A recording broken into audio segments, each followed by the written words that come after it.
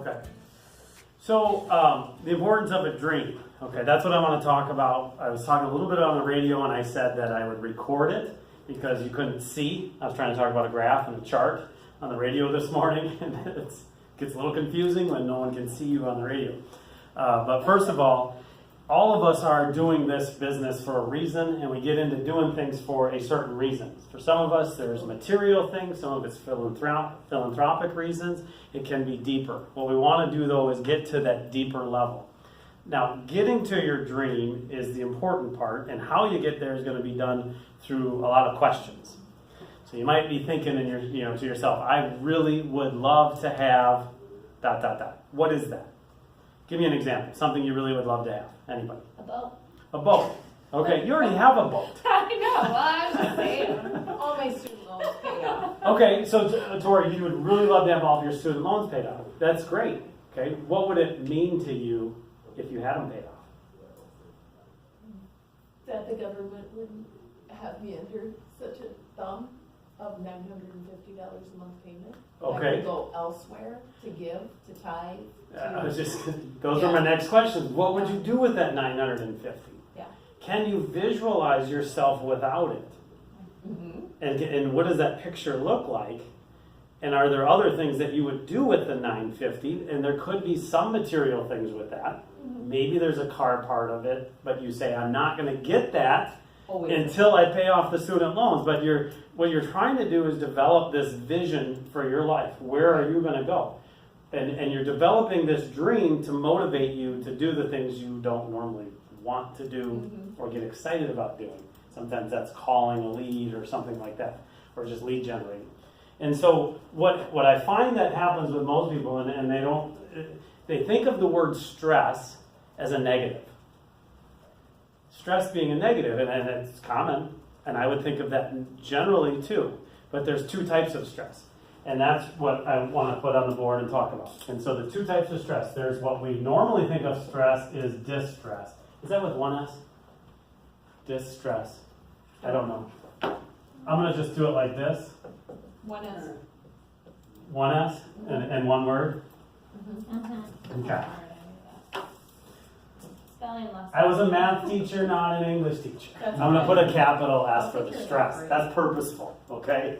I know it doesn't have that. But you have distress, and then the other stress that I'm talking about is a positive stress. If you have the dream and you're pushing towards it, I'll call that and I'll label it eustress. And I'll put that up here. That's why I was going to put the dis with the dash. So this is a eustress. You're creating stress on your life purposefully for a positive reason. Why? Because above eustress is your dream.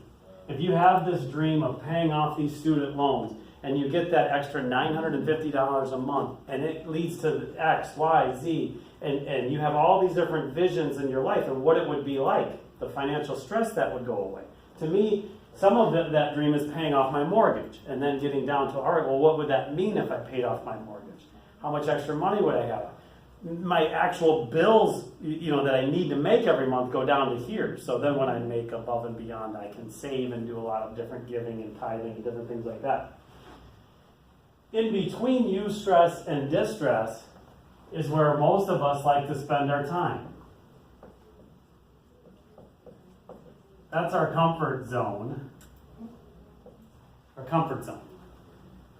And when we experience distress in our life, and we let the distress get the best of us, then what happens is we slip down into dread.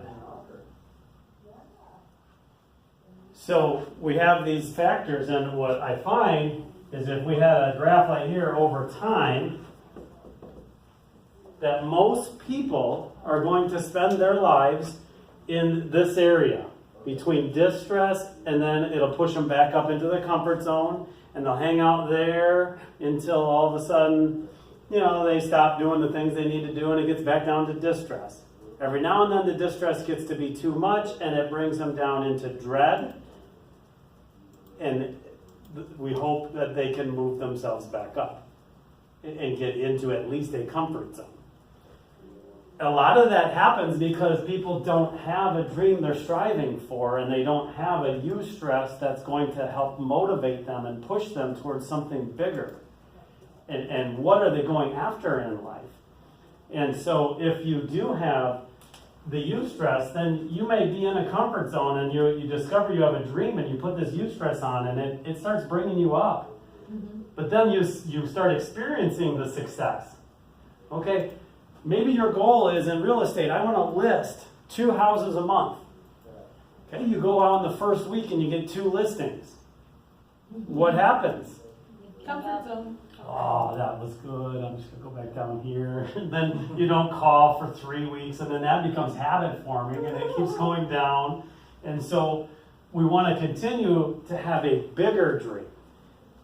If I want to just list 2 houses a month and I get my 2 houses, I've accomplished it, and I don't continue to put the eustress on. But if you have a huge dream, something bigger and grand, and if it will allow you to not slip into that comfort zone. You'll keep working towards that big goal. Even when you get the 2 listings in that first week, you might be like, okay, I can get 2 listings a week now. Forget 2 listings a month. That was just because I didn't believe. Now that I got them in a week, I can believe. And you got to get that belief going up. And the visualizing and all of that questioning in the beginning to get your dream is all about putting the eustress on your life so that it will push you up towards that, whatever that dream may be. Does that make sense? Questions on that? That's all I wanted to report. Thanks for listening. Thank you. Yeah, you're welcome.